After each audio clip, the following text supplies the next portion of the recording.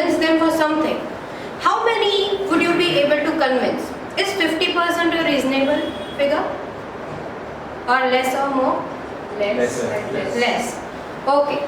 So today I want to talk about somebody who convinced not more than 550 people, but more than 550 princely states to integrate into the federal India. He is endeared as Sardar, as the unifier of India, as the Iron Man of India, and his name is Vallabhbhai Patel. For the people of my generation, Sardar Patel was just a freedom fighter. But they don't know the efforts he made in stitching this country of India by integrating all those different states. How difficult would it have been at that time to convince the Maharajas to leave their status of being a Maharaja and integrating into a country. So that's why I admire him the most, the skills he possessed.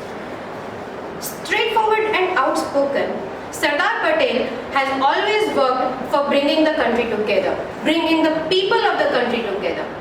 He was not merely a freedom fighter, because there were so many freedom fighters who were ready to fight for India, but there was only one Sardar Patel who could come forward and integrate the country into just one country. The efforts made by him were unmatchable. Sardar Patel made many efforts which were outstanding because at that time the state of a Maharaja was not something that could be conquered at once. People needed to beg in front of them, but he had the skills of negotiation, planned techniques and counseling which helped him out to integrate those people. Blessed with the qualities of commitment and iron determination, he led various freedom movements. The genuine qualities of leadership which he used in his satyagrahas flowered more and better when it came to ruling a country. Not ruling a country, but organizing a country into a better manner. And that's why he was the Home Minister, the first Home Minister of our country. He made our country invulnerable. He was acknowledged as the founder of modern India. As a nation builder, he played a key role in preparing the Constitution of India.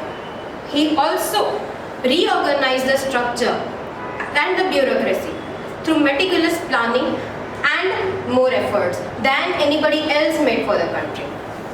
He is one of the most admired nations in the world because he integrated so many princely states into India without any kind of bloodshed, and that is remarkable.